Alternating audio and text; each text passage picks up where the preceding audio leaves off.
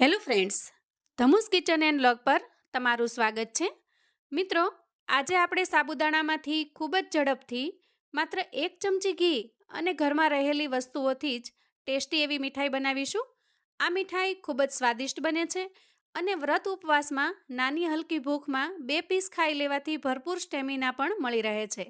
તો ચાલો આ ટેસ્ટી એવી મીઠાઈ બનાવવાનું શરૂ કરીએ. તો આજની ખૂબ જ ઝડપથી તૈયાર થતી ટેસ્ટી એવી મીઠાઈ બનાવવા માટે સૌથી પહેલાં આપણે અહીંયા સાબુદાણા લઈશું. સાબુદાણાને જોઈ એકદમ સરસ ચોખ્ખા કરી અને આપણે લઈ લીધા છે. હવે આપણે મેજરમેન્ટથી જોઈએ તો 1 કપ જેટલા સાબુદાણા આપણે અહીંયા જોઈશે. અહીંયા પરફેક્ટ માપ લેવા માટે તમે કોઈ આવો મેજરમેન્ટ કપ લઈ શકો છો અથવા તો ઘરમાં રહેલી કોઈ કટોરી કે વાટકીને પણ તમે માપ તરીકે સેટ કરી શકો છો. મેં અહીંયા આજે માપ લેવા માટે મેજરમેન્ટ કપ પસંદ કરેલો છે. તો અહીંયા સૌથી પહેલાં આપણે 1 કપ જેટલા સાબુદાણા લઈશું. સાબુદાણાને આપણે થોડા ડ્રાય રોસ્ટ કરીશું અને એના માટે હવે આપણે ગેસ તરફ જઈશું. અહીંયા મેં એક નોનસ્ટિક પેન લીધેલું છે. તો સૌથી પહેલાં ગેસ ઓન કરીશું અને પેનને ગરમ થવા મૂકીશું. હવે જુઓ, પેન થોડું ગરમ થઈ ગયું છે. આપણે સાબુદાણાને પેનમાં ટ્રાન્સફર કરીશું અને ગેસની ફ્લેમને એકદમ સ્લો ઉપર રાખી આપણે સાબુદાણાને થોડા રોસ્ટ કરી લેવાના છે. અહીંયા તમને એમ થશે કે સાબુદાણાને રોસ્ટ કરવાની શું જરૂર છે, આપણે સીધા જ સાબુદાણાને ક્રશ કરી લઈએ.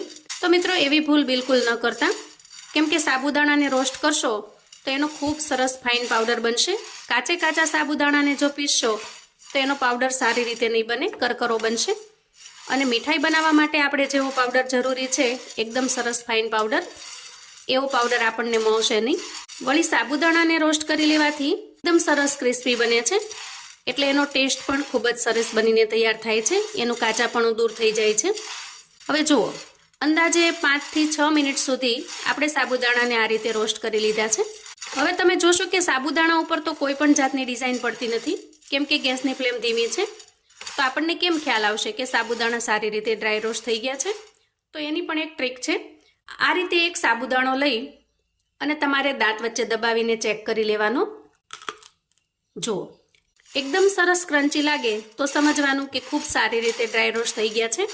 અને જો થોડો ઘણો દબાય તો થોડી વાર વધારે સુધી તમારે રોસ્ટ કરી લેવાના. તો આ રીતે અહીંયા 6 મિનિટ જેવું આપણે રોસ્ટ કરેલું છે. સાબુદાણા સારી રીતે રોસ્ટ પણ થઈ ગયા છે.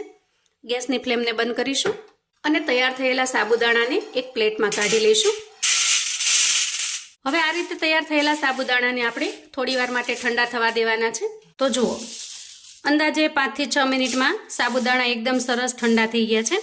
હવે આપણે મિક્સર જાર લઈશું અને તૈયાર થયેલા સાબુદાણાને એમાં ટ્રાન્સફર કરી દઈએ અને ઢાંકણ ઢાંકી એકદમ સરસ ફાઇન પાવડર બનાવીને તૈયાર કરી લઈએ. તો જુઓ, અહીંયા સાબુદાણાનો એકદમ સરસ ફાઇન પાવડર બની ગયો છે. હવે તૈયાર થયેલા પાવડરને આપણે એક બાઉલની અંદર કાઢી લઈએ. હવે જુઓ, આપણે અહીંયા 1 કપ ભરી અને સાબુદાણા લીધેલા છે, તો એની સામે અડધા કપ જેટલી સાકર લઈશું. આજની મીઠાઈ આપણે ફરાળ માટે બનાવી રહ્યા છીએ અને આ મીઠાઈ આપણે એકદમ હેલ્ધી રીતે બનાવીશું. તો મીઠાઈમાં નાખવા માટે આપણે અહીંયા ખાંડનો બિલકુલ ઉપયોગ નહીં કરીએ, એની જગ્યાએ આપણે અહીંયા સાકરનો ઉપયોગ કરીશું. તો મેજરમેન્ટ પ્રમાણે મેં અહીંયા અડધા કપ જેટલી સાકર લીધેલી છે, એને આપણે મિક્સર જારમાં ટ્રાન્સફર કરીશું અને ઢાંકણ ઢાંકી સાકરને પીસી લઈએ. જુઓ, આ રીતે સાકર પણ એકદમ સારી રીતે દળાઈ ગઈ છે. તો અહીંયા તૈયાર થયેલી સાકરને આપણે એક બાઉલની અંદર કાઢી લઈએ અને આટલી તૈયારી કર્યા પછી હવે આપણે ગેસ તરફ જઈશું. તો સૌથી પહેલાં ગેસ ઓન કરીશું અને ગેસ ઉપર એક કડાઈ મૂકીશું. હવે આજની મીઠાઈ બનાવવા માટે આપણે અહીંયા 1 ચમચી જેટલું ઘી લેવાનું છે. તો આપણે આજે જે મીઠાઈ બનાવી રહ્યા છીએ એ એકદમ ઓછા ઘીમાં, ઓછા સમયમાં, ઓછી વસ્તુઓથી ટેસ્ટી એવી બનીને તૈયાર થશે. હવે આપણે પીસીને તૈયાર કરેલો સાબુદાણાનો પાવડર ઉમેરી દઈએ અને ગેસની ફ્લેમને એકદમ ધીમી રાખી થોડી વાર માટે શેકી લઈએ. અહીંયા આગળ આપણે સાબુદાણાને સારી રીતે શેકેલા છે, એટલે હવે સાબુદાણાના આ પાવડરને વધારે શેકવાની પણ જરૂર નથી. માત્ર 1 મિનિટ સુધી ઘીની સાથે સારી રીતે મિક્સ કરી લેવાનું. આ સ્ટેજે આપણે પીસીને તૈયાર કરેલી સાકરને ઉમેરી દઈએ. અહીંયા 3 થી 4 બદામનું કતરણ કરેલું છે, એને ઉમેરી દઈએ અને થોડો એલચીનો પાવડર ઉમેરી દઈએ. અહીંયા ડ્રાયફ્રૂટ્સનું કતરણ અને એલચીનો પાવડર બિલકુલ ઓપ્શનલ છે. તમને જો અનુકૂળ હોય તો તમારે ઉમેરવાનું અથવા તો સ્કીપ કરી દેવાનું. એલચીના પાવડરથી સુગંધ ખૂબ સરસ આવશે અને ટેસ્ટ પણ સારો આવશે. હવે આ બધી જ વસ્તુને પહેલાં સારી રીતે મિક્સ કરી લઈએ. હવે આપણે અહીંયા જે કપથી સાબુદાણા લીધેલા એ જ કપ ભરી અને દૂધ લીધેલું છે. દૂધ અહીંયા બહુ ઠંડુ પણ નહીં અને સાવ ગરમ પણ નહીં, એવું સામાન્ય તાપમાનવાળું લેવાનું છે. હવે ધીરે ધીરે દૂધને આપણે મિક્સ કરતા જવાનું. જુઓ, આ રીતે થોડું થોડું ઉમેરતું જવાનું અને મિક્સ કરતું જવાનું અને પછી બધું જ સારી રીતે મિક્સ કરી લઈએ. અહીંયા મિશ્રણ ખૂબ ઝડપથી ઘટ થવા લાગે છે, તો આ રીતે એકદમ સારી રીતે મિક્સ થઈ જાય એટલે ગેસની ફ્લેમને આપણે બંધ કરીશું. હવે આ રીતે કોઈ થાળી કે પ્લેટને આપણે ઓઇલથી ગ્રીસ કરી લઈએ અને તૈયાર થયેલું મિશ્રણ આપણે એમાં ઢાળી દઈશું. સ્પેચ્યુલાની મદદથી આપણે એને સારી રીતે ફેલાવી દઈએ. તો જુઓ, અહીંયા આપણે મીઠાઈને એક સરખી પાથરી દીધી છે. હવે મીઠાઈ એકદમ સરસ આકર્ષક દેખાય એટલા માટે આપણે થોડું ગાર્નિશિંગ કરી લઈએ. તો અહીંયા થોડી પિસ્તાની મેં કતરણ કરેલી છે, એને ઉમેરી દઈએ અને થોડી ગુલાબની સુકાયેલી પાંખડી ઉમેરીએ અને આ રીતે સ્પેચ્યુલાની મદદથી થોડું અમથું પ્રેસ કરી દઈએ જેથી સારી રીતે સેટ થઈ જાય. હવે આપણે મીઠાઈને અડધો કલાક માટે ઠંડી થવા દઈશું અને પછી એમાંથી સરસ મજાના પીસ કરી લઈશું. તો જુઓ, અહીંયા મીઠાઈ સારી રીતે સેટ થઈ ગઈ છે અને હવે આપણે એમાંથી પીસ કરી લઈશું. તો જુઓ, એકદમ ટેસ્ટી અને ખૂબ જ ઝડપથી તૈયાર થતી સાબુદાણાની મીઠાઈ તૈયાર છે. મોઢામાં મૂકતા જ પીગળી જાય એવી સરસ સોફ્ટ બને છે અને ખૂબ જ ટેસ્ટી બને છે.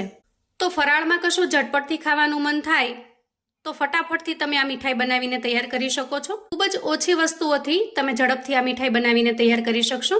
તો આવું અવનવું જાણવા માટે અને મને સપોર્ટ કરવા માટે ચેનલ પર જો તમે નવા છો તો પ્લીઝ ચેનલને સબસ્ક્રાઈબ કરો. વિડીયો ગમે તો લાઈક અને શેર કરો.